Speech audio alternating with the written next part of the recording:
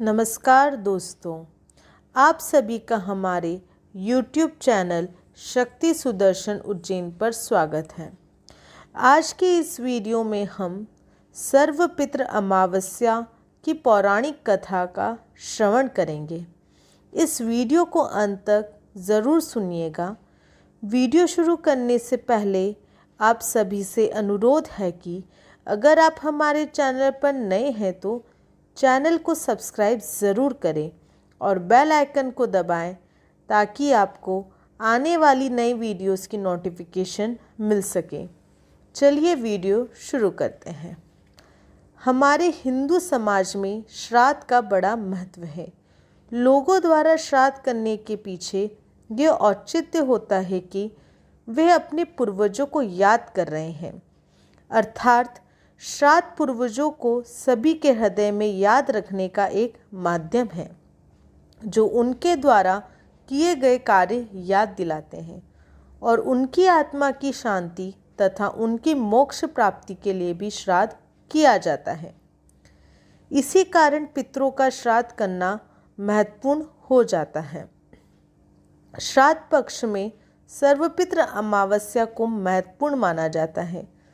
इसके पीछे यह माना जाता है कि यह पितरों को विदा करने की आखिरी तिथि है और कोई ऐसा है जो श्राद्ध पक्ष में अपने पितरों का श्राद्ध नहीं कर पाया है तो वह सर्वपितृ अमावस्या के दिन भी श्राद्ध कर सकते हैं, क्योंकि यह माना जाता है कि सर्वपितृ अमावस्या का दिन अच्छा है।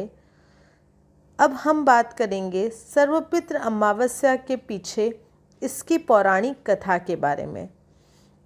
यह माना जाता है कि देवताओं के पितृगण अग्निश्वात है जो सोमनाथ में निवास करती हैं और उनकी कन्या मानसी अच्छोदा के नाम से एक नदी के रूप में अवस्थित हुई तथा मत्स्य पुराण में भी अच्छोदा नदी और अच्छोदा सरोवर का वर्णन मिलता है जो वर्तमान में कश्मीर में स्थित है।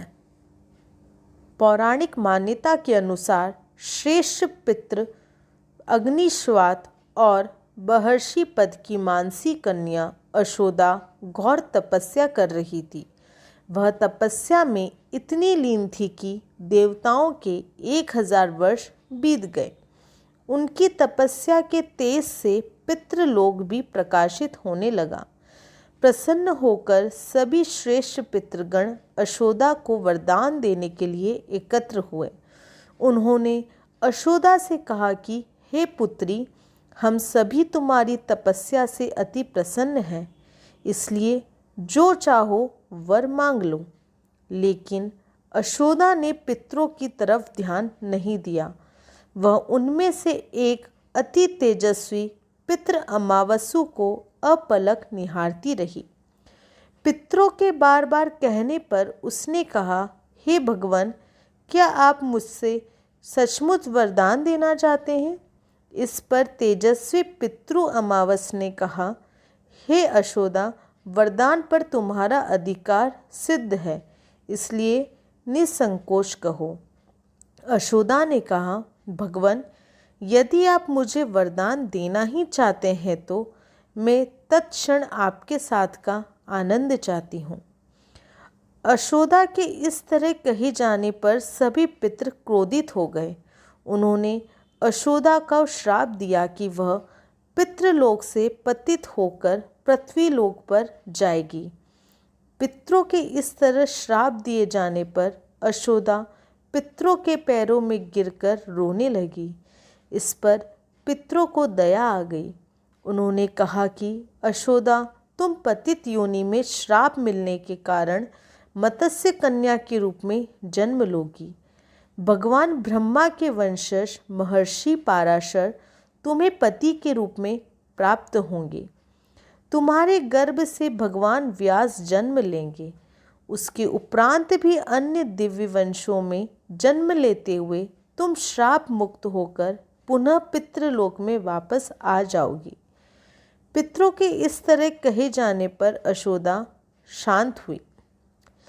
अपने तेज एवं सौंदर्य से अप्सराओं को भी लज्जित करने वाली यशोदा के प्रणय निवेदन को अस्वीकार किए जाने पर सभी पितरों ने अमावस्यु की प्रशंसा की और वरदान दिया, हे अमावस्यु, आपने अपने मन को भटकने नहीं दिया, इसलिए आज से यह तिथि आपके नाम अमावस्यु के नाम से जानी जाएगी।